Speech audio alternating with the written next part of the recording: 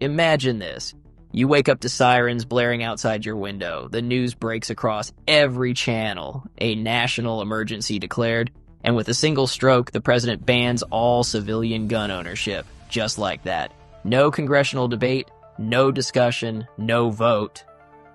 Just an executive order claiming it's for national safety.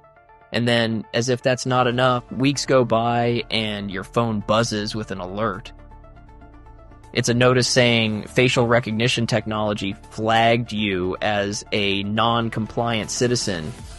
You haven't turned in any firearms or filed the proper paperwork swearing you own none.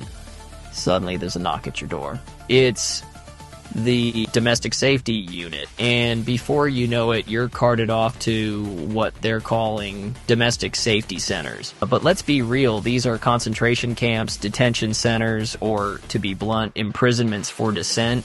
It's like something straight out of dystopian fiction, but let's ask this: how far-fetched is this idea? Because the fear of government overreach, of a system capable of this kind of unchecked power, it's not just some fringe conspiracy theory. It's something people from all political backgrounds worry about. I mean, take surveillance technology, for example. Remember, when facial recognition started rolling out, there was all this talk about public safety, catching bad guys, stopping crime. Sounds good on paper, right? But then you hear those stories, like the one about cameras being used to monitor protesters instead of crime scenes. And suddenly everyone's like, well, wait a second, how do we know where the line gets drawn or when it even gets crossed? This isn't about politics. It's about trust, or the total lack of it. No one trusts authority anymore. Everybody's got their reasons. And maybe, just maybe, there's some truth to those fears on all sides. So what's stopping this nightmare future from becoming reality? Is it our legal frameworks, our cultural vigilance, or honestly, is it just blind luck that things haven't already gone completely off the rails? So, let's roll back the clock for a minute.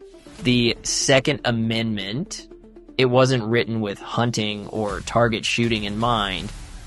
The founders framed it as a safeguard, a way to keep a free state free. Back then, the fear of tyranny felt personal. Like, something that wasn't just hypothetical. They had just fought a war against it. And the idea of a militia, it wasn't just some optional thing. It was essential. Like, they believed ordinary citizens, armed and ready to step up if needed, were the best defense against concentrated power running amok, whether that was in the form of a rogue government or an external invader. Basically, they didn't want all the power resting in one place, whether it was the army, the executive, or even Congress. Now, fast forward to today, and sure, the context is different. There's no King George sitting on a throne, but those fears, they haven't exactly disappeared. What's changed is the tools of control. Back then, maybe it was a standing army, but now it's data collection, it's facial recognition, it's algorithms deciding who's a threat. And the same worries about abuse, about unbridled power, that's still very much alive. And here's where the Fifth Amendment steps in. Because this right to due process to not incriminate yourself, this is ultra important. It's like no matter what an authority figure accuses you of, they can't just throw you into a camp or a jail cell without giving you your day in court. Well, they're not supposed to, at least. Look at history, at law, at all the safeguards the founders tried to build in. It's all there for a reason, to make sure no one, not even the president, can bypass the system. But is that enough in an age when data can be used as evidence before you even step foot in a courtroom? None of these rights mean anything if people don't realize they have them. If they don't invoke them or demand that they be respected. It's not just the law that protects us. It's this cultural understanding that everyone, literally everyone, deserves the same protection, deserves fairness. But how much of that cultural instinct still exists today? When it comes to gun rights and gun control, the debate isn't actually just about guns. Not at all. It's a proxy battle for something much bigger. the tug of war between freedom and security.